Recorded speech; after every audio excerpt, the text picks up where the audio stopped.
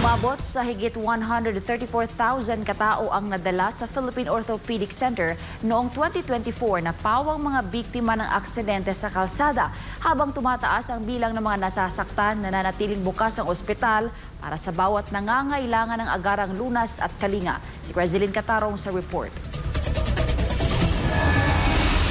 Sunod-sunod ang mga naiuulat na aksidente sa kalsada, mula sa simpleng banggaan hanggang sa matitinding insidente ng road rage. Sa gitna nito, inilantad ng pamunuan ng Philippine Orthopedic Center ang totoong bilang ng mga nadadala sa kanilang ospital dahil sa ganitong mga insidente. Ayon kay Philippine Orthopedic Center Medical Center Chief Dr. Jose Pujalte Jr., aabot sa 134,000 pasyente ang kanilang natanggap sa taong 2024 batay mismo sa kanilang tala. Araw-araw, nasa 100 pasyente ang dinadala sa emergency room ng ospital at karamihan sa mga ito ay biktima ng mga aksidente sa lansangan tulad ng mga pasaherong na disgrasya, mga pedestrian at mismong mga driver.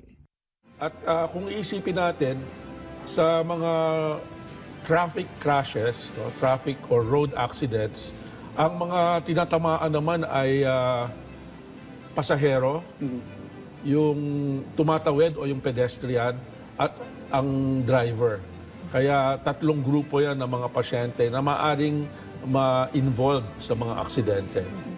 Bukod sa mga bali, nakikita rin sa mga pasyente ang pagkakaroon ng concussion at maselang tama sa internal organs gaya ng atay, bato at abdo. Babala ni Dr. Pujalte, ang mga matitinding pinsala ay kadalasang dulot ng overspeeding. At siyempre, kung tatamaan dito ang tumatawid, minsan dadating sa ospital nga namin ay naghihingalo na. Kaya malaking bagay rin ang tinatawag naming puwang o yung gap between the transfer of the patient from the injury site to the hospital or to the emergency room.